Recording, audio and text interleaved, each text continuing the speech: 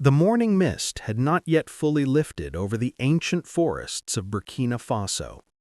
Darkness still clung to the earth like a hesitant lover, unwilling to surrender to the approaching dawn. The humidity of the jungle floated thick in the air, carrying with it the scent of wet bark, decomposing leaves, and the mysterious perfume of night-blooming flowers that would close their petals at first light. High above, perched on the gnarled branches of towering mahogany and iroko trees, birds of every color seemed to be holding council, contemplating the beginning of a new day. A gray parrot clicked its beak thoughtfully. A sunbird ruffled its iridescent feathers. The usual morning chorus had not yet begun, as if nature itself was holding its breath, waiting for something momentous to unfold. The ranger station stood like a solitary sentinel at the edge of civilization and wilderness. Its wooden walls, weathered by years of rain and sun, had absorbed countless stories.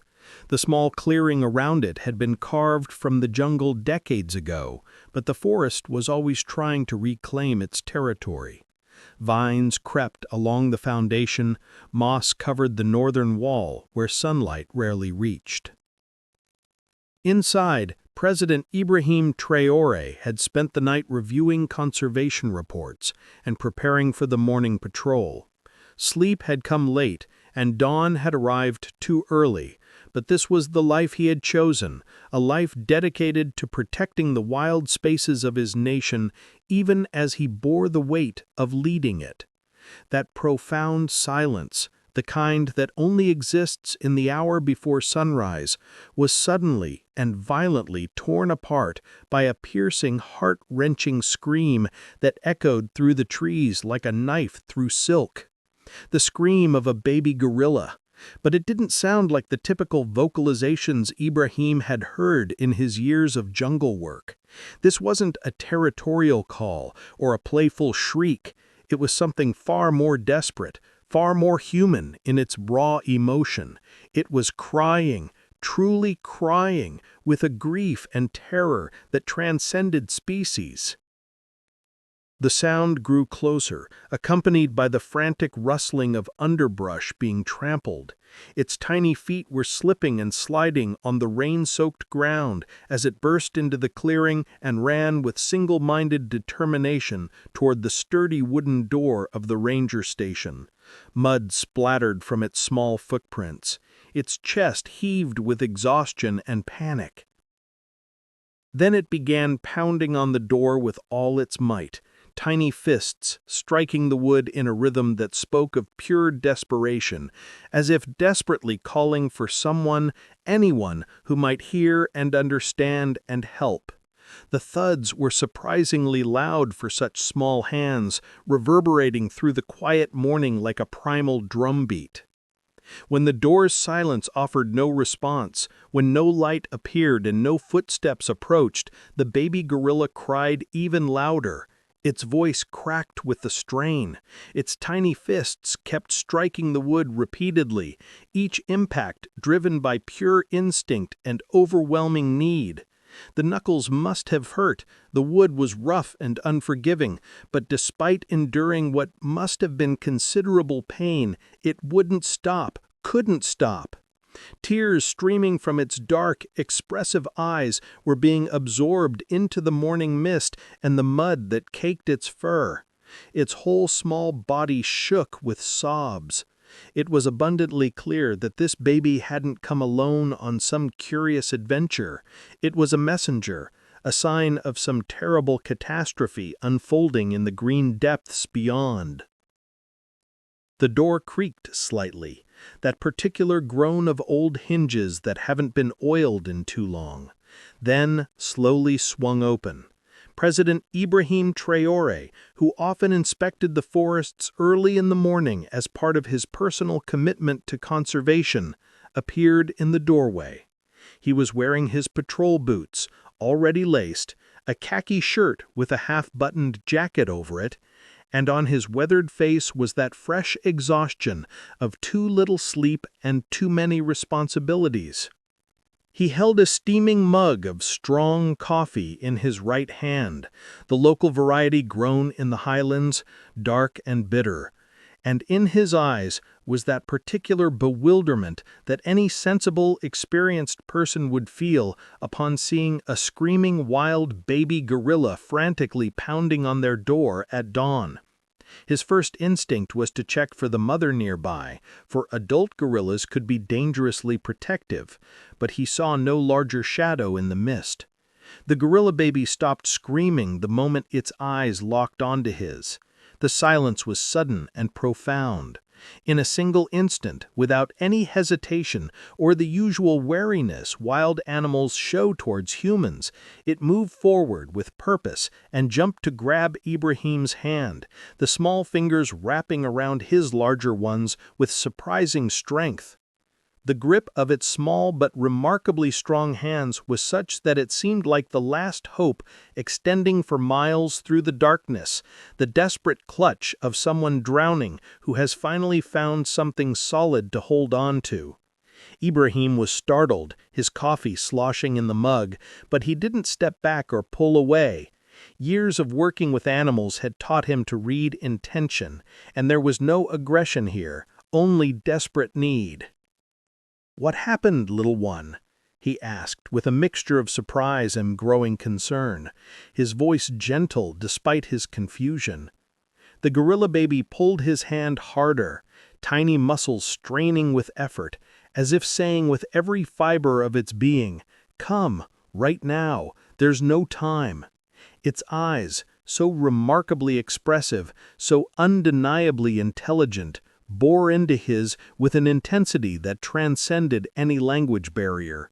Then it turned and started running back toward the dense jungle wall, but its grip never loosened on Ibrahim's hand. It was pulling him along with single-minded determination. In its eyes, fear, helplessness, and crushing urgency all gleamed together like facets of the same terrible jewel.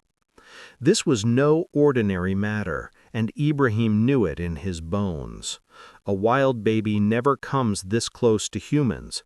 Their mothers teach them from the earliest age that humans are dangerous, unpredictable, to be avoided at all costs. The fact that this young gorilla had overcome every instinct, every learned behavior, to seek out human help spoke of desperation beyond measure. And today, whether by fate or fortune, this baby gorilla had left the safety of the forest paths and come directly to a human, and not just any human, but the President of Burkina Faso himself, a man whom people throughout the nation considered an example of courage, justice, and deep humanity. Some might call it coincidence, others might see the hand of providence. Ibrahim believed that the forest had its own wisdom, its own ways of knowing who could be trusted.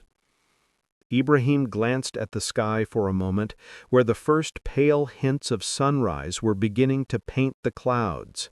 He had a full schedule today, meetings with ministers, calls with international partners, a speech to prepare.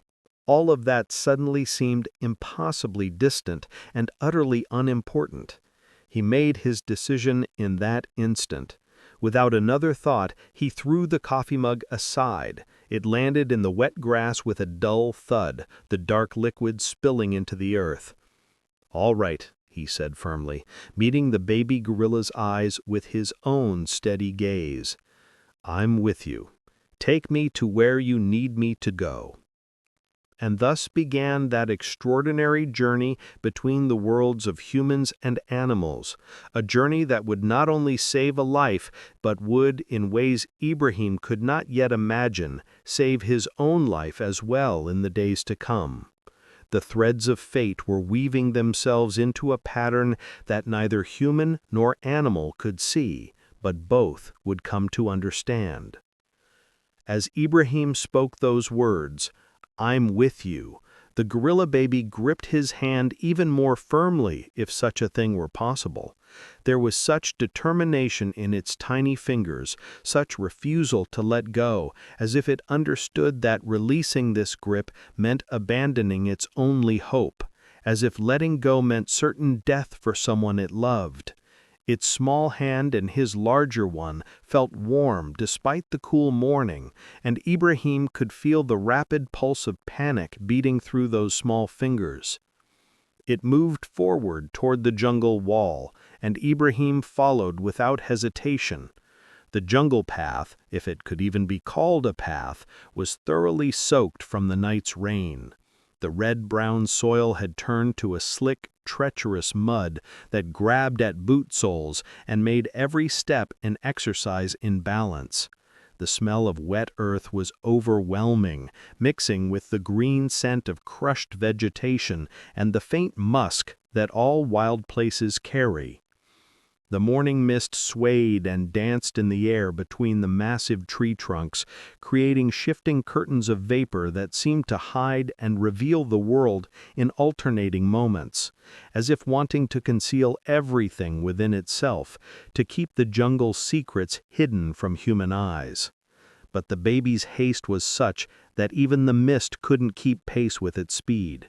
It moved with the confidence of one who had traveled these paths since birth, navigating routes and holes that Ibrahim couldn't see until he was nearly upon them. It would run ahead, its small form disappearing into the gray-green shadows, then suddenly stop and spin around, checking anxiously to ensure that Ibrahim was still following, that this human hadn't changed his mind or lost his way. Satisfied, it would turn and run again, always maintaining that thin connection of trust through their joined hands.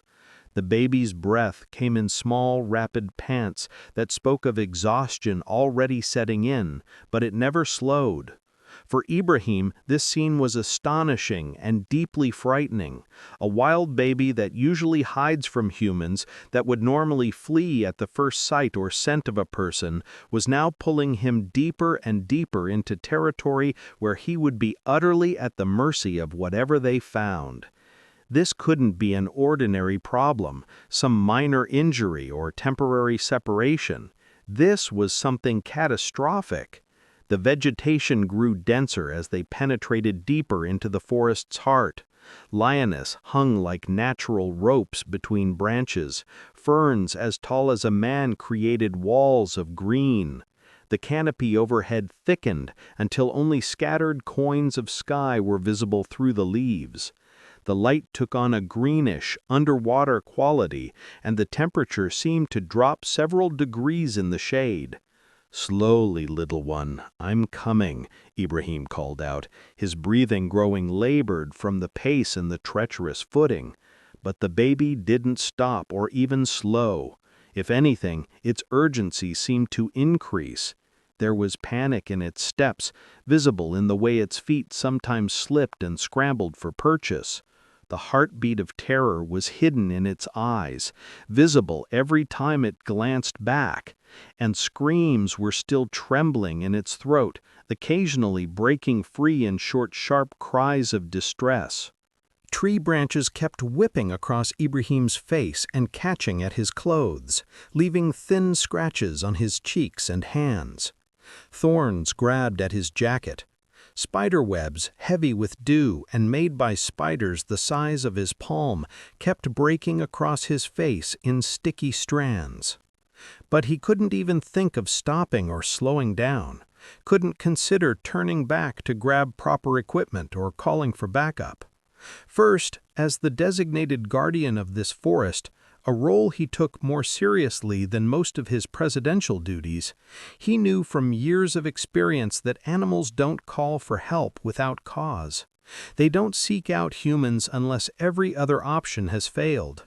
And second, more fundamentally, this baby's condition was shaking something at the very core of his humanity.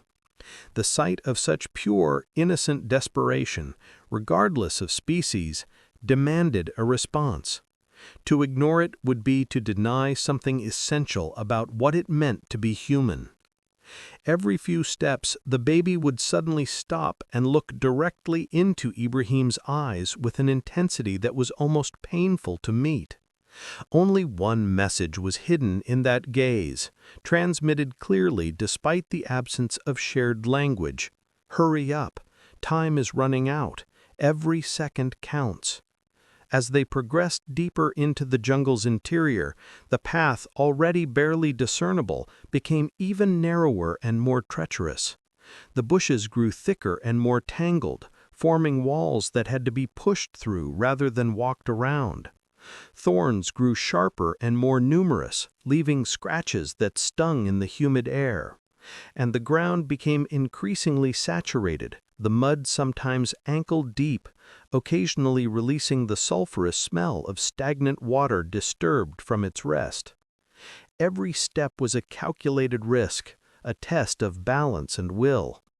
The baby's pace didn't slow despite the obstacles. If anything, the difficulty of the terrain seemed to increase its sense of urgency. At one point, the baby suddenly jumped off what had been their main path, if that trampled line through the undergrowth could be dignified with such a term, and veered sharply to the right, disappearing into what looked like an impenetrable wall of dense vines and vegetation.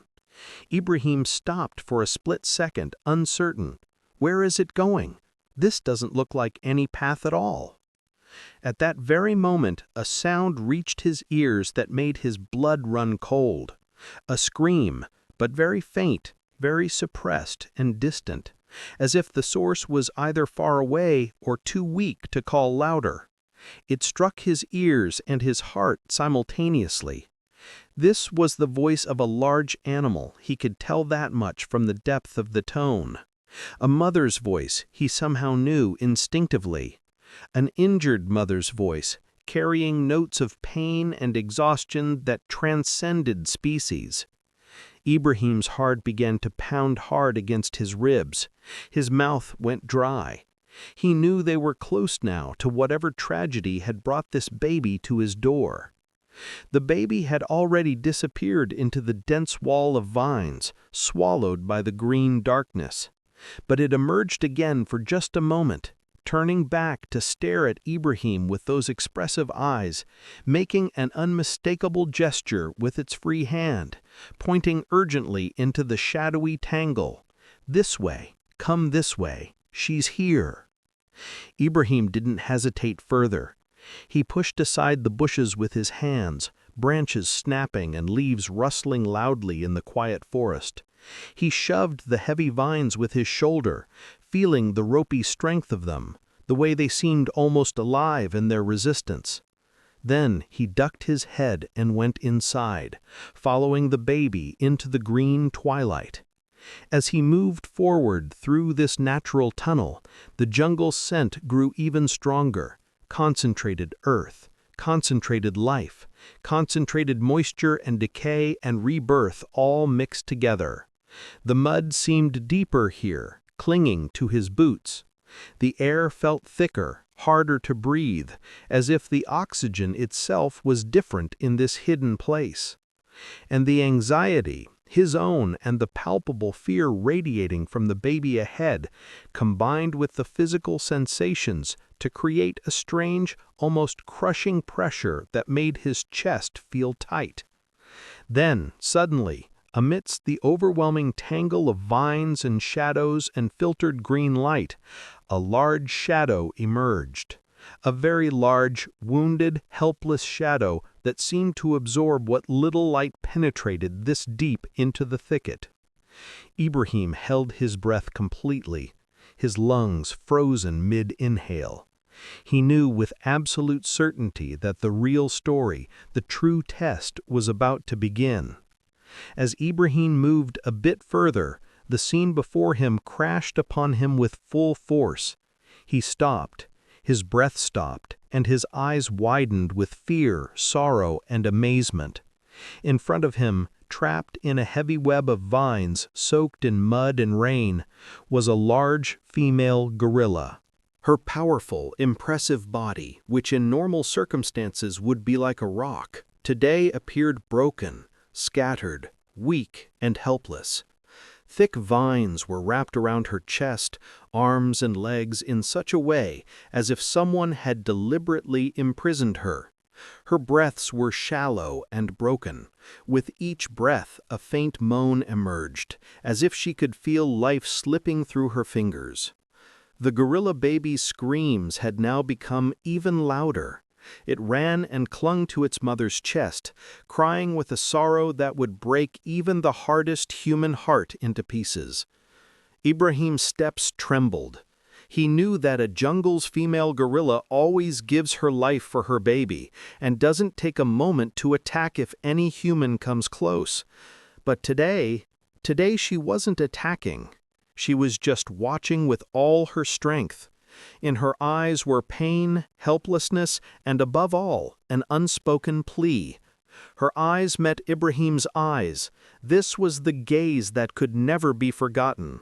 The gaze of a wounded mother who knows she can do nothing but is still clinging to the last thread of hope to save her child. Ibrahim felt both fear and emotion in his heart. He moved forward slowly. The gorilla baby immediately saw him, ran toward him, and began pulling his pants, as if saying, "Hurry up, save her!" Looking at the condition of the vines, Ibrahim understood this was no simple entrapment.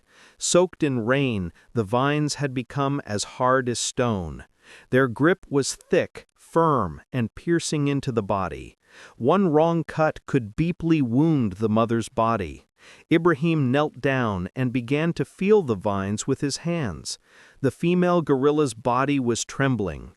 She would sometimes close her eyes, sometimes open them as if fighting between consciousness and unconsciousness.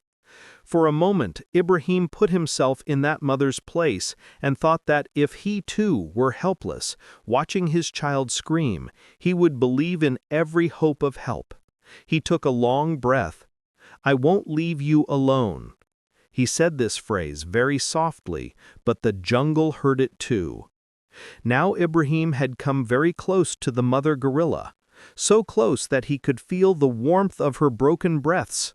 The vines on her were so hard that it was as if someone had bound her with iron wires. The rain had swollen them, making them even stronger. They were piercing deep into the body. Water and blood mixed from the wounds, creating mud. Ibrahim took out his knife. This knife was very strong, but the angle of the vines was such that if his hand slipped even slightly, the knife would go into the female gorilla's body, or she might angrily break Ibrahim's chest with one punch. Numerous dangers clouded his mind in a moment. On one side was the fear of human nature, on the other the duty to save a life. The gorilla baby climbed onto its mother's body and kept patting it, as if trying to keep her conscious. Sometimes it would caress its face, sometimes peer into her eyes. In its sobs was hidden that pain that only emerges from the fear of separation from its mother. Ibrahim stopped the knife for a moment. His heart was saying this was madness. His mind was saying if he stopped now, the mother would die. But at that moment the loudest voice was that of the baby, who kept turning back to stare at Ibrahim, as if saying, "Only you can save her, only you." Ibrahim composed himself. He assessed the structure of the vines, which grips were tied where, from where the beginning should be made. This wasn't just about physical strength. This was a game of calculation, courage, and great caution. The female gorilla suddenly moved her head. She was now looking at Ibrahim. This wasn't a hostile gaze. This was a gaze of permission. Ibrahim's hands trembled slightly, but he knelt down again. He slid the knife under the vines. The first cut had to be made, just the first cut that could change everything. With a jerk, the vine resisted the knife's edge. The hardness of the vine made even Ibrahim's wrist tingle. He gritted his teeth and tried again. The baby also grabbed the end of a loose vine and began pulling with all its strength. Seeing this scene, Ibrahim's heartbeat changed. This baby wasn't just calling for its mother, it was fighting alongside. Ibrahim gathered his courage. Despite the very thing he feared, he decided he wouldn't back down. All right, little one, we'll do it together. Now, in the jungle, a human, a mother, and a baby had become part of the same battle. The vines were so hard that it seemed as if nature had changed its rules and transformed them into steel. Ibrahim tried to push the knife under the vines from different angles, but each time his hand would stop. Even the slightest wrong pressure could tear the gorilla mother's skin, which he absolutely didn't want. There was a tingling in his fingers, pressure in his heart, and in his mind just one thought. There was no room for error. At this very moment, the gorilla baby did something that lit a lamp somewhere deep inside Ibrahim. It bent under its mother's arm, gripped the end of a vine with both its tiny hands, and began pulling with all its strength. In its eyes was a strange determination, scared but strong, weak but steadfast. Ibrahim stopped. This wasn't just an instinctive reaction. This was courage. This was cooperation. "You understand," Ibrahim whispered in amazement. The baby, while pulling the vine, looked at Ibrahim for a moment. That small gaze seemed to say, "Yes, and you need to hurry too." Ibrahim immediately changed his position. He wedged the knife under the vine's tight knot, and as soon as the baby pulled, a slight softness came into the vine's hardness. Just that much softness was enough. The knife made its way inside the vine. The first fiber cut, then the second. Then came a heavy snapping sound from outside. One vine had opened. The female gorilla took a shallow, very tired breath. This breath was a small step toward life. The gorilla baby screamed with joy, but behind the scream was still panic, as if it knew the battle was still ongoing. Ibrahim firmly gripped his hands. The knife moved quickly, but with caution. The stubbornness of the vines, the moisture of the rain, the shortage of time, all had combined to become one thing, a test. With each vine that broke, the baby's hope grew. With each drop of blood that emerged from the vines, more burden fell on Ibrahim's heart. But the most amazing thing was that this mutual cooperation was being born not in days but in moments. Between human and animal, a bridge of trust was being built whose foundation was neither language nor promise, just one purpose: to save the mother. The grip of the vines was still strong, and the female gorilla seemed weaker with each passing moment. Her breaths were now coming broken, as if each breath was her life's last battle. Ibrahim was realizing that time was now slipping from his hands. If he didn't take a decisive step now, it would be too late. He looked around. The vines were fastened to a thick root in the ground. If he made that root a support, perhaps he could use his strength better. Slowly, an idea emerged in his mind. He immediately removed his belt and wrapped it around a strong root, tying a knot in it. Then he connected the belt to his waist so that while pulling, he wouldn't slip backwards. This was a step that included intelligence and experience along with physical strength. The training to survive in the jungle was now fully coming into use. The gorilla baby was watching Ibrahim with wonder, as if learning something from every action of this human. Then it silently came close and put its tiny hand under a vine, trying to lift the knot by putting its weight on it. This small body was constantly trying far beyond its strength. Ibrahim's heart grew heavy. "We'll both save her, I promise." He slid the knife under the last, most dangerous vine, that vine that was tightly fixed just above the female gorilla's neck. One wrong angle, and the knife could reach her throat. The rain's moisture was making his hands slip. The baby kept trying to improve the angle by pulling the vine repeatedly, patting its mother's face from time to time, as if saying, "Stay with us, just stay." Ibrahim gathered courage. He pushed the knife inside the vine, sitting firmly on his knees. For the first time, the vine showed a slight give. Then the fibers began breaking one by one. With each breaking line, hope flickered. Suddenly came the sound of a sharp crack echoing. That vine had broken. The female gorilla took a long, tired, but living breath. For the first time, her chest made a free movement. Ibrahim quickly rushed toward the remaining tangled vines. The gorilla baby began pushing up the lowest tied vine with its small body, with all its strength. That innocent but brave effort finally loosened that knot. Ibrahim made the final strike. The vine split into two parts. The female gorilla was free. With tired eyes, she first looked at her baby, and then, very gently, very softly, she fixed her gaze on Ibrahim. It was as if life had returned to the jungle. With the mother gorilla's freedom, the air of the jungle seemed to change. Those heavy vines that had imprisoned her strength now lay cut. The rain had slowed, and such a silence spread among the trees, as if all nature had taken a breath of relief. The mother gorilla remained sitting in her place, lifeless, for a few moments. Perhaps there wasn't enough strength left in her body to get up immediately, or perhaps she was understanding that miraculous moment. The baby gorilla moved first. It jumped and clung to its mother's chest, intensely broken but filled with boundless love. There was no fear in its crying now, only peace and the emotion of gratitude. Ibrahim was exhausted, but his eyes were fixed. This wasn't the moment of a victor. This was the moment of trust being born between two families. After a few deep breaths, the mother gorilla slowly raised her head. She first looked at her baby, then fixed her gaze directly on Ibrahim.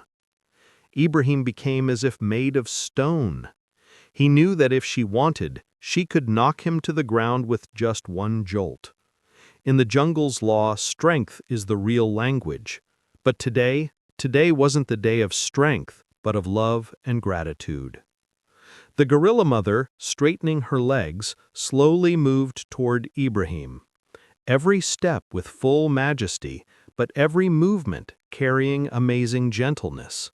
Ibrahim involuntarily stepped back, but then stopped himself. This was the moment for which space must be kept empty in the heart. The gorilla mother stopped. She raised her very large hand slightly, gently, softly, as if touching the air. Then she touched one of her thick, powerful, but seemingly delicate fingers to Ibrahim's arm. A moment that neither humans can speak nor animals can explain. It can only be felt. Moisture filled Ibrahim's eyes. That moment felt to him as if the jungle had accepted him, as if the wall that had stood between humans and animals for centuries had fallen for one moment. After that, the gorilla mother pulled back her hand, gathered the baby in her arms, and began slowly backing away. Then one last gaze, long, deep, and filled with meanings, she placed in Ibrahim's eyes and disappeared into the jungle's shadows. The jungle watched this scene silently, as if it were the whisper of a prayer. Mercy, gratitude, and life, all these always return. Many months had passed. The mother gorilla and her baby had disappeared somewhere in the jungle's depths. Ibrahim often thought that perhaps they would never meet again. The jungle's animals don't come back after returning the favor of gratitude. They disappear into their world.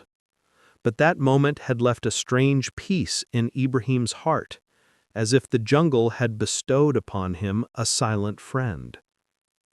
These days, the rains in Burkina Faso were unusually untimely and dangerous. Stormy winds, incidents of ground sliding, and jungle paths had become far more risky than before. One morning, Ibrahim went out on patrol alone as usual. He had jokingly told his companions, "The jungle is my old friend. Nothing will happen to me. But fate turns right where a person is most confident. The path was completely soaked. Hidden, swampy pits in between made the ground deceptive. Ibrahim had just reached a sloping part when suddenly the soil below slipped.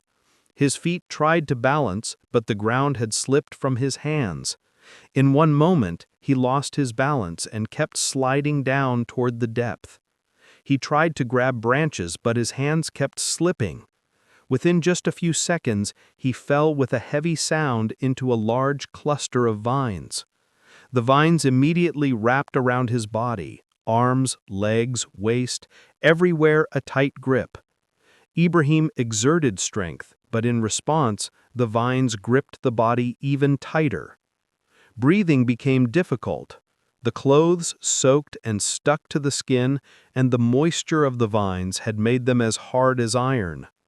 He tried to call for help, but the jungle's deep silence swallowed his call.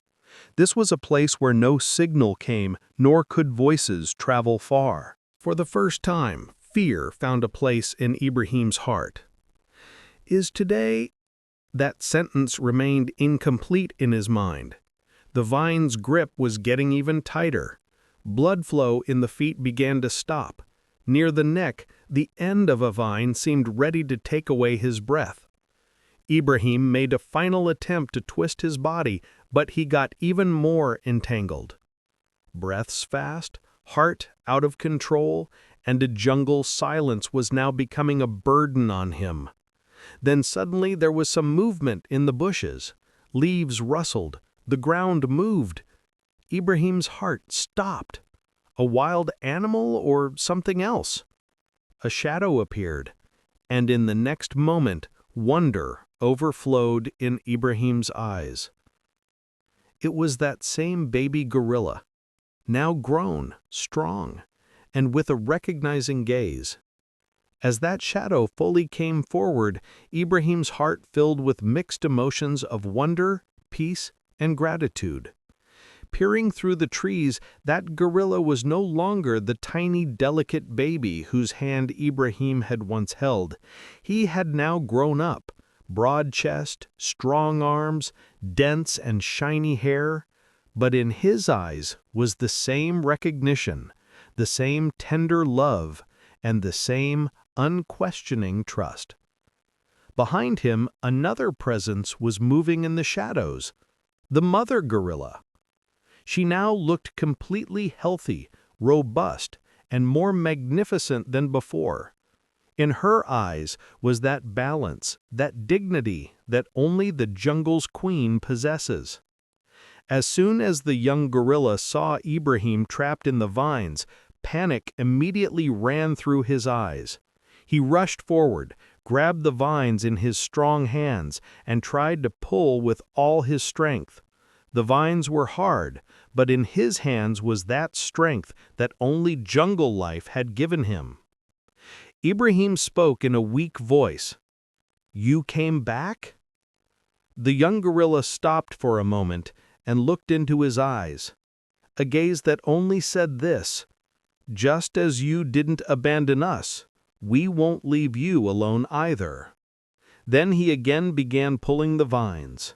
The mother gorilla also came close.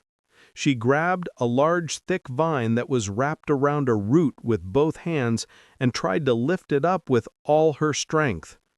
The vine's grip began to slowly loosen. Ibrahim groaned in pain, but he realized this wasn't just help. This was a relationship that the jungle and humans had built together. The young gorilla put his hand under a vine, pushed it up, and the mother pulled from the other side. Ibrahim tried to take out his knife, but both gorillas stopped him with a gesture. "Rest, we're here." As the vines broke, breathing became easier. The tight vine wrapped around the neck finally loosened and broke with a strong pull. Ibrahim's body, freed, leaned forward. The young gorilla immediately stepped forward to support him, holding his shoulder with his arm. The mother gorilla stepped back. Her body was far more powerful than Ibrahim's, but her steps held only the intensity of a whisper. She sat in front of him and watched him silently for a few moments. In that silence was a strange strength, as if the jungle itself was answering the human through its representatives. Then the mother gorilla repeated the same action she had shown months ago. She bowed her head and very gently placed her forehead against Ibrahim's shoulder. This moment belonged to no language, no civilization. It was just a feeling, an acknowledgement that love and goodness never go to waste, that memories also reside in jungle tribes, and that the foundation of friendship is neither strength nor race, but only and only sincerity. The young gorilla, at that very moment, held Ibrahim's hand. Not forcefully, not in panic, but with the same gentleness with which a tiny baby had held it years ago. In that gaze was the same message: we remember, we don't forget, and we return. For a few moments, it seemed as if time had stopped. The sound of rain was low, leaves rustled, and in that small opening space, such a bridge had been built between human and jungle that couldn't be described in words. The mother gorilla gestured to her young child. They both slowly stepped back. The young gorilla turned once more, looking at Ibrahim gently, as if saying both goodbye and making a promise. Within just a few steps, both began to disappear into the dense trees' shadows. A final rustle occurred in the leaves, and then they vanished. Ibrahim stood there for many moments. Heavy breaths, a full heart, and a mind illuminated with the lesson that one who respects the jungle is never alone. He began walking back. The path was difficult, but the heart was light. He knew that today he had not only saved his life, but had given birth to a friendship that was far beyond voices, differences, languages, and distances. The jungle had already given him the message. Goodness is a circle that emanates from you, reaches others, and when the time comes, it returns to you in the most unexpected way. Years would pass after this extraordinary incident, becoming first months, then seasons, then full cycles of dry and rainy periods as the earth turned, and life continued its eternal rhythm. But Ibrahim Traoré could never forget that misty dawn when a baby gorilla knocked frantically on his door with tiny fists, when he followed that desperate plea into the jungle's heart, when he knelt in mud and rain to save a mother's life with nothing but a knife and determination, and when that same family returned through the mists of time to save his life in an echo of grace that defied all logic. Whenever he would patrol the jungle in the years that followed, and he continued these patrols, despite the demands of his office, despite the objections of security advisors who thought it too dangerous for a head of state, he would sometimes glimpse shadows moving among the distant trees. A powerful figure, unmistakably gorilla in its distinctive silhouette, with a young companion beside it moving through the canopy with fluid strength. The sightings were never clear, never close enough to be certain, but every time, without fail, his heart would tell him with quiet certainty, they're still there, still watching, still protecting, still remembering. Sometimes, in the early morning when the mist was particularly thick, he would find small signs left at the forest edge near the ranger station, a carefully arranged pile of stones, fresh fruit placed on a flat rock, branches bent in patterns that seemed too deliberate to be random. Whether these were truly messages from his gorilla friends or merely the forest's natural chaos interpreted through the lens of hope and memory, Ibrahim couldn't say, but he chose to believe, and in that belief found comfort. And somewhere deep in those ancient forests, in clearings that no human eye had seen, a mother gorilla, her body bearing the faint scars of vines that once nearly killed her, would gather her growing family, and, in the mysterious communication of her kind, would tell them about the day when a human didn't run away in fear or approach with weapons, but came forward with compassion and courage to save a life that wasn't his to save and wasn't his species to protect, but was simply a life that needed saving. In that telling, repeated year after year as new young ones were born into the family group, the gap between two worlds would shrink a little more. The story would pass into the collective memory of the guerrilla band, becoming part of their culture, their understanding of the world. It would remind them that not all humans are threats, that some can be allies, that the world is more complex and more full of potential grace than simple fear would suggest.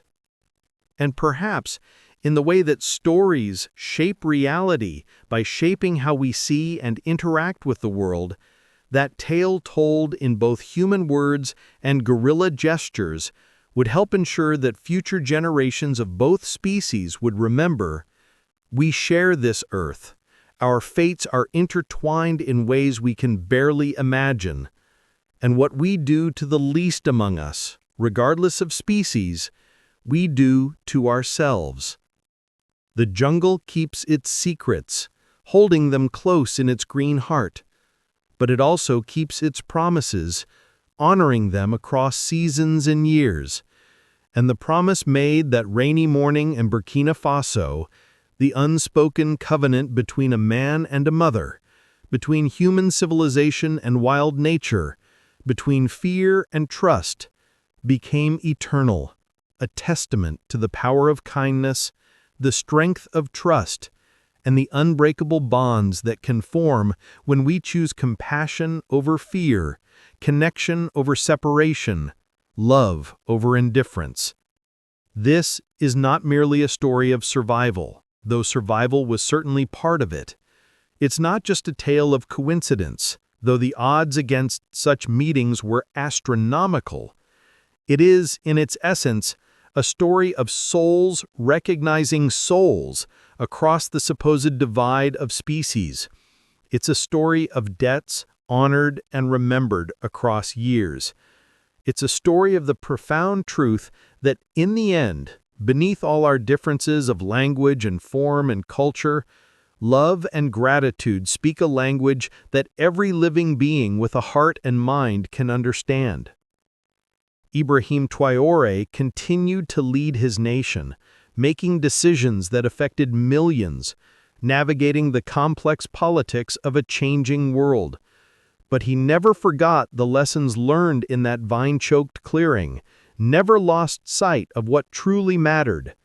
When faced with difficult choices, he would sometimes close his eyes and remember the feel of a tiny hand gripping his with desperate trust. Remember the eyes of a mother who had every reason to attack, but chose to trust instead. Remember the moment when a young guerrilla recognized him in his own moment of desperate need. And in those memories, he would find clarity. He would remember that leadership is not about power or prestige, but about responding to those who cannot help themselves. He would remember that courage is not the absence of fear, but acting rightly despite it. He would remember that the greatest strength lies not in domination, but in compassion. The jungle still stands in Burkina Faso, green and ancient and full of mysteries. The guerrillas still move through its depths, living their complex social lives, raising their young, remembering their stories.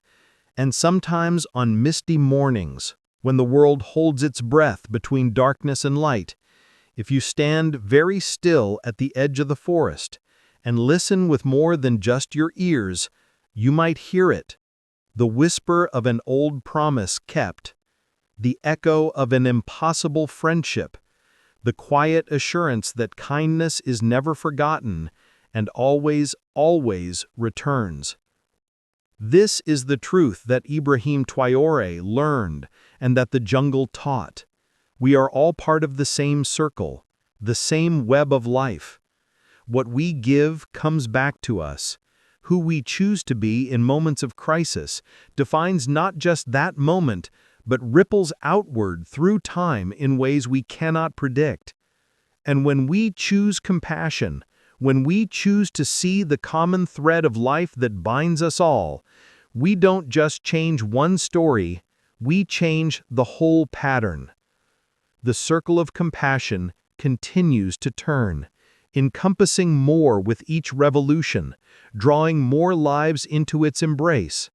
And at its heart, always is a simple truth known by presidents and guerrillas alike. We survive together, or not at all.